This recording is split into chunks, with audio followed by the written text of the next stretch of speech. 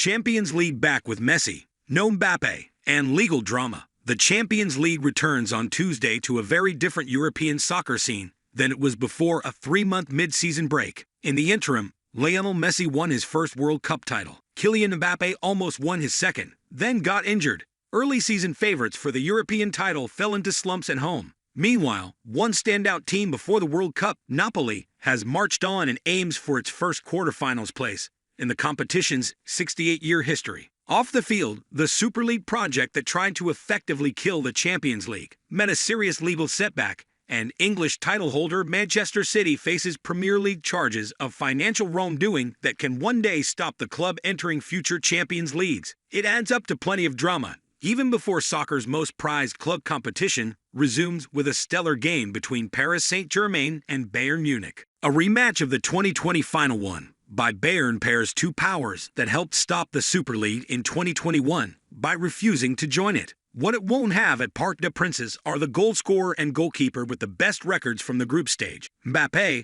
who scored 7 goals across 5 different Champions League games in the fall, is out most of February with a thigh injury. Bayern goalkeeper Manuel Neuer's season is over because he broke a leg skiing on a vacation taken after Germany's quick exit from the World Cup. The other game Tuesday pairs AC Milan and Tottenham, 2 of the 7 round-of-16 teams that are currently outside the Champions League qualifying places in their domestic leagues. Chelsea is another and visits Borussia Dortmund on Wednesday when Club Brugge hosts Benfica. 4 more first-leg games are scheduled February 21 to 22. Messi quest. At age 35, Messi finally has a World Cup title for Argentina, now back to the business of winning a 5th Champions League. When Messi won his 4th title with Barcelona in 2015, Barack Obama was president, Britain was in the European Union, and Jose Mourinho won a league title at Chelsea. Messi has not been to the final since, and his first try with PSG ended in the round of 16 against Madrid.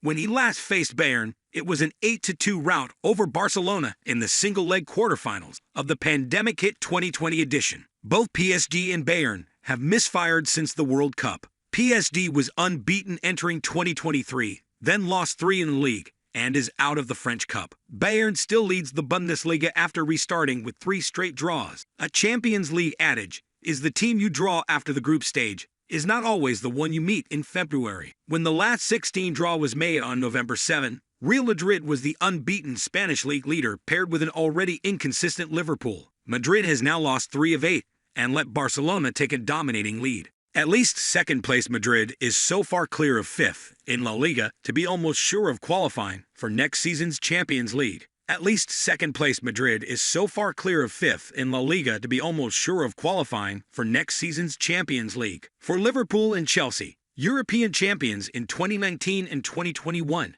actually winning another final on June 10 Istanbul, might be their best chance of being in the group stage draw in August. That should be worth about €100 million, $107 million in UEFA prize money. That cash now looks almost essential to Chelsea after a season of lavish transfer spending signed off by American owner Todd Boehly. Chelsea plays a Dortmund team 3rd in the Bundesliga, just 3 points behind Bayern, without yet seeming a convincing title challenger. Dortmund already has a great comeback story. Sebastian Haller's return from a cancer diagnosis and chemotherapy treatment. Haller should make his European debut for Dortmund 8 months, since he was the club's marquee summer signing to replace Erling Haaland. Haaland had 5 goals for Manchester City in the group, including in a 2-1 home win over Dortmund. He must wait another week to travel back to Germany for the first leg against Leipzig. Napoli and Benfica topped their groups in November, ahead of Liverpool and PSG, respectively, to be seated in the draw and avoid teams like Madrid, Bayern, and Man City. Napoli travels to Eintracht Frankfurt on February 21,